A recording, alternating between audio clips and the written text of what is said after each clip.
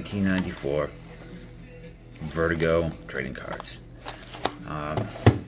They feature comic books made by DC Vertigo in the 90s. Swamp Thing, Hellblazer. I opened up a couple packs because my nephew wanted to see them. Sandman, Black Orchid, Doom Patrol, obviously this one, and Shade the Changing Man, bunch of stuff. So they were cheap, they're kind of cool. They have some foil cards in there and randomly inserted Death Sky disc. I think there's holograms.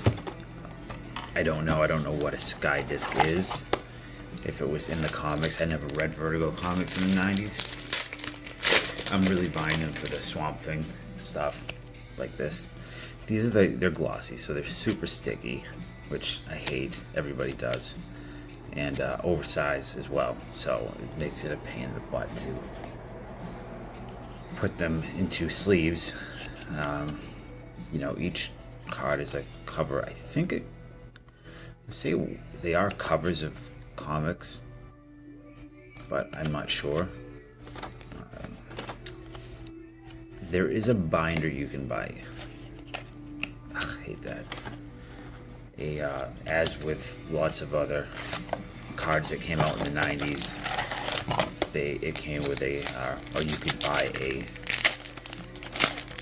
binder designed for them with cool graphics on them. So I'll probably end up getting the whole set, or maybe multiple versions. There's multiples of the set in this. So if I do, I will buy one of the binders.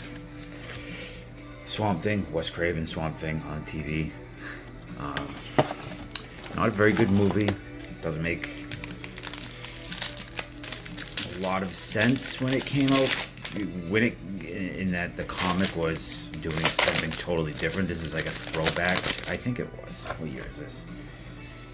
1986. So I can't remember what the comic was like then, but this is more pure horror where the comics became, I love Animal Man, the comics became kind of, I don't know, very meta and existential, and Alan Moore took over. It's really good. I'm not a Wes Craven fan. I like Nightmare on Elm Street. I think what else he's done.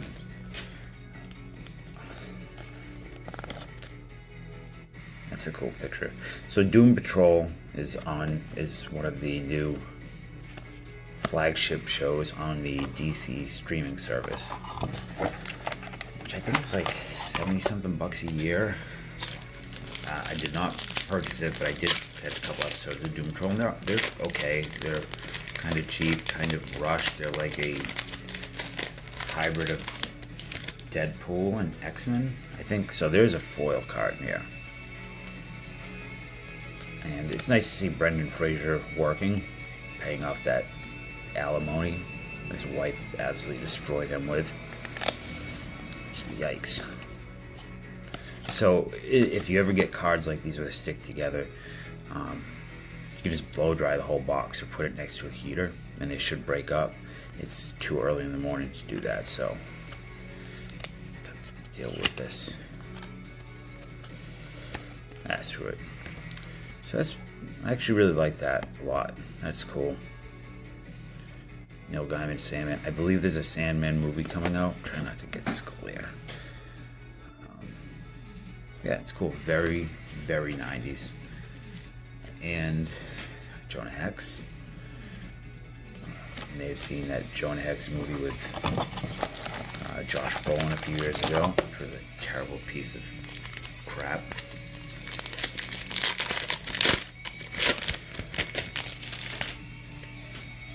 These cards smell like 1994.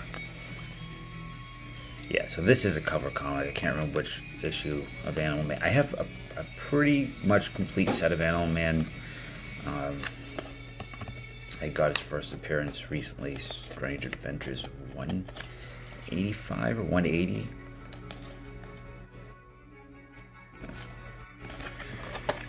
So Wes Craven, did this. He did Nightmare on Elm Street, The Hills Have Eyes, which is it's fun. It's a poor man's version of Texas Chainsaw Massacre. And if I remember correctly, he saw Texas. That's why it was made. He saw Texas Chainsaw Massacre and he wanted to do that. And what else did he do? Darkness Falls, I think, or something. Did like Music of the Heart, some drama. Scream. He did Scream, which was never a fan of when it came out. I thought I was too much of a snob to enjoy it. It's weird how this came out. Actually, we watched it not that long ago, and then I watched Scream again the other night, or parts of it. And it's definitely, I don't think I understood it when it came out that he was deconstructing the slasher genre, something that he helped create. But he's not, I don't think he's very, I'd say that from my house, never directed a movie. I just don't think he's the best director. That goes for a lot of horror directors that have great ideas. Tobe Hooper was not the best director. Well, George Romero, really not very good. He's very good at editing, and credit to obviously what he did with horror and zombie films, but his magic happens in the editing room. Tobe Hooper, Texas Chainsaw Massacre, fantastic, and Eaten Alive is really good. A lot of people don't like it. It's a really beautiful movie. Kind of actually has this, you can't tell in this, but it feels like a stage. It's a stage play with great lighting effects, everything, and it's kind of smoky and ethereal and hazy and dreamy. It's neat. And he did Life Force, which is what it is. He was high out of his mind when he did it, and combine that with the fact that it is a canon movie. It is not great. It's not good, but it's enjoyable. And then Texas Chainsaw Massacre 2, I love that. Well, a lot of people don't like it. And then he, Poltergeist, which the question's always been, how much of that did he direct? And I know that, well, the story was that he was so high that he couldn't direct. Whether that's true or not, there's a million articles about it. Steven Spielberg produced it, and it feels like Steven Spielberg movie. Spielberg says that Tobe Hooper did it. Joe Bob Briggs, who was friends with Tobe Hooper, I believe he was, said that he did. I spoke to him in email. I asked him about it. If why does it feel so much like Spielberg movie? And he said, if you've seen like a Robert Zemeckis movie that's produced by Spielberg, like a Back to the Future, they feel like Steven Spielberg movies, and it's true. He's got a lot of control over the film, so that even if he's not directing, they feel like his stuff. But I don't know, like when you watch Poltergeist, you can see the scenes. You can see what, at least to me, it seems like you could see the scenes that Spielberg directed. Say that 5 times fast. And you can see the ones that Tobe Hooper directed. Like the opening shot feels like Tobe Hooper directed. It's kind of sloppy. And then the next shot of the dad with the beer and the bike riding down the cul-de-sac, that feels very much like Spielberg.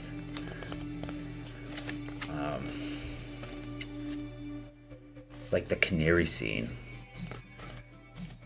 when the mother's dropping the canary down the toilet and the daughter walks over and she sees the shadow, I think, of the canary as the mother's about to drop down.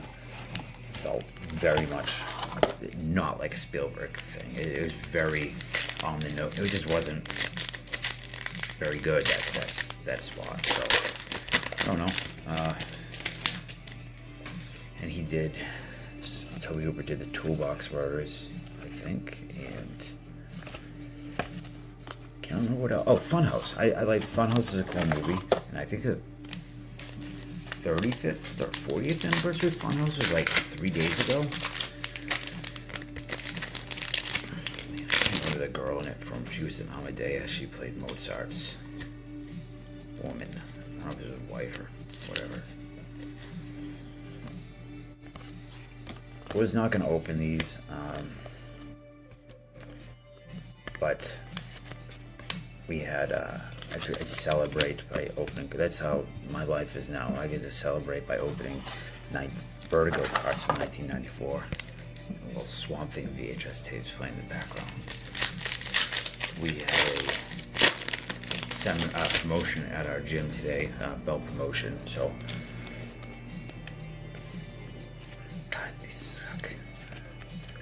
So this is my way of celebrating, opening cards. Those are always, anybody that does martial arts, particularly something like jiu-jitsu where it gets very competitive. The belt promotions can be kind of tough, especially, when you're with friends and certain people get promotions and certain people don't. It always stinks, but that's the way it is.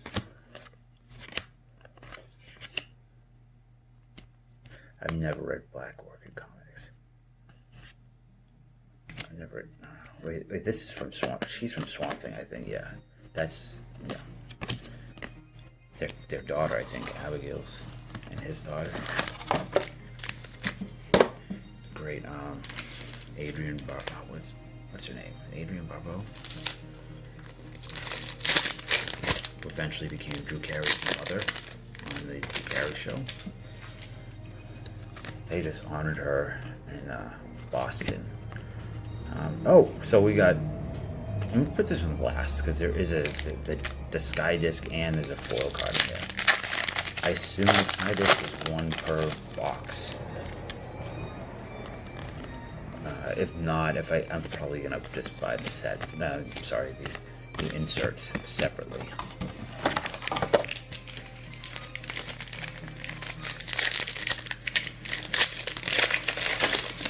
The Vertigo is super 90s, and even in the 90s, as far as Tank Girl is Tank Girl is Dark Horse. I don't remember, but even in 1994, whenever it was that this came out, this felt too 90s for me at the time. It had that kind of, it has sentimentality to it.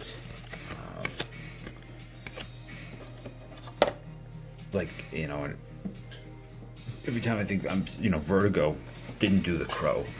But when I think of the Crow, Vertigo, comics, hanging out at the mall, smoking cloves. I never smoke cloves because I'm not an asshole. But I'm sorry if you did it out there in YouTube land. I hope that foil card is a Swamp Thing one. That's really why I bought these.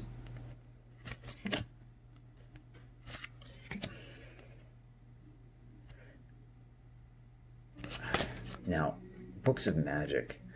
So there's a movie, Troll, and it's Troll 2 and Troll 3, which is, they have nothing to do with each other. But in Troll, there's the first Troll with Sonny Bono, and I think Julia Louis-Dreyfus is like the neighbor in it. There's a kid in it named Harry Potter, and I've read over the years things that talked about J.K. Rowling lifting the name from that movie and Harry Potter, the way he looked, from this, which is called Books of Magic. And I think there were other similarities between this comic book and Harry Potter. I've never read any. I've only seen the first movie years ago. So I don't know if it's true or not. But this Arcane. The Invisibles, I believe there's a movie option for The Invisibles.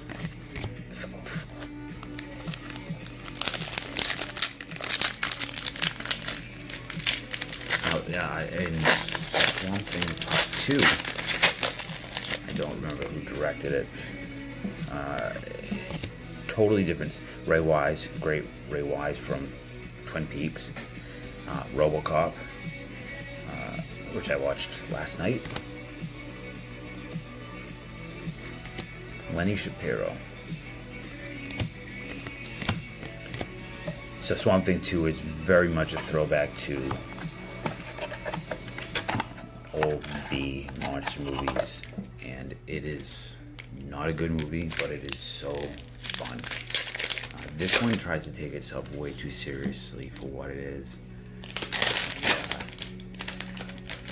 I think the content, the heart of Swamp Thing, if you're going to make a Swamp Thing movie, you should take it seriously.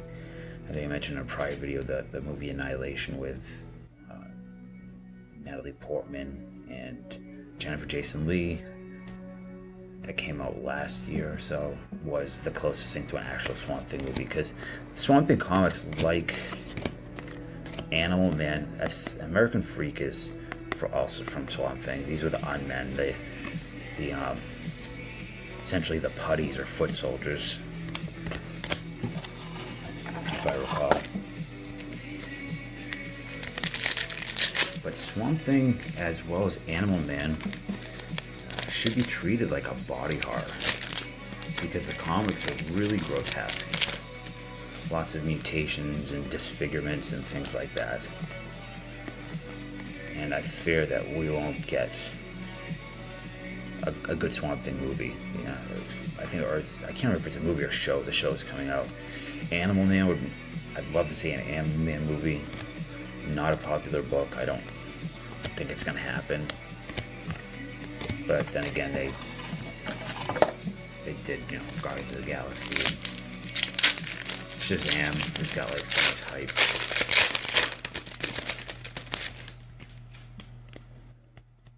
I have this comic, yeah. I can't remember which. 114, maybe.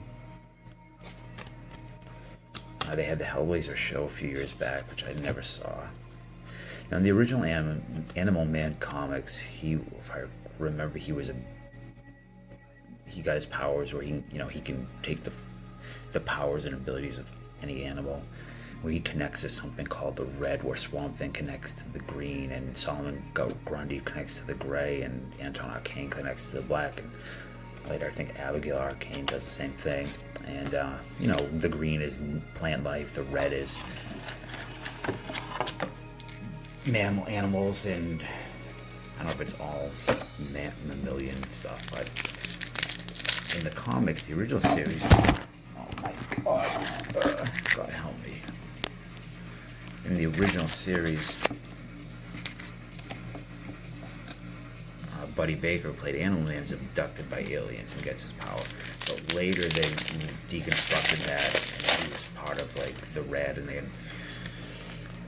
it just got really strange and, like I said before, metaphysical and existential and transcendental, and it's really good stuff. I don't know what the hell the Falconer is from.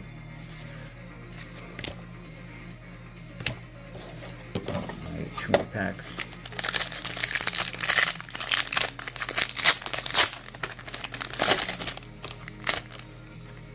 It's a great cover. Sandman Mystery Theater. I've never read Sandman. He is an old character, if I recall, DC, one of the original Justice Society members.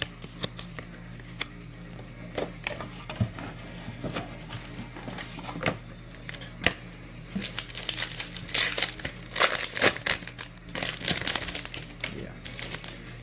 These cards just bring me back to a time when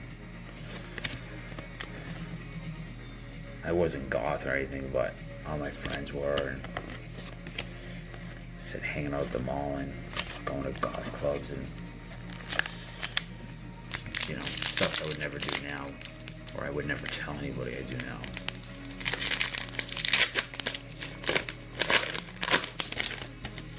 When I was a kid, that's a great cover.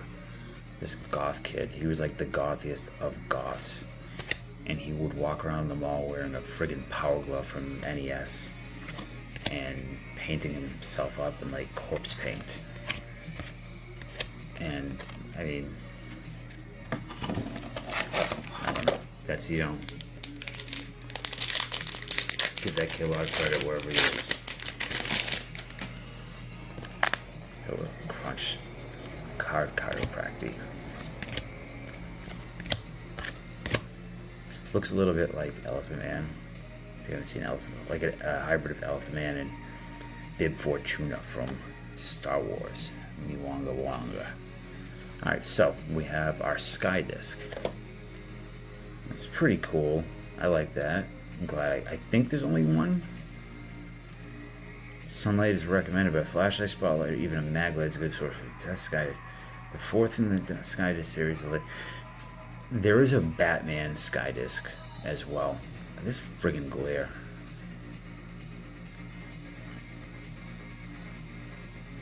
So, I'm happy with that. And let's see. So we got one before. I hope it's not Swamp Thing, is it? It's Books of Magic. So I'll go and buy the Swamp Thing one. So for the price, I'm okay with it. Especially, you know, if I buy a binder and put them in, and my nephews or something can look through them. So that's that. Hope you enjoyed these 90s Vertigo trading cards. To the, you know, 3 people out there who might be interested in Vertigo trading cards. So that's it. Try to bring out another weird box next week. I'm trying to figure out an interesting name for like, you know, I see people doing like Weird Wednesdays and Wacky Wednesdays, but that's kind of, I don't know, I don't want to do that. Maybe like I'm a Weirdo Wednesdays, or because that's how I feel when I do this, or maybe I don't know. Think about it. Have a good night.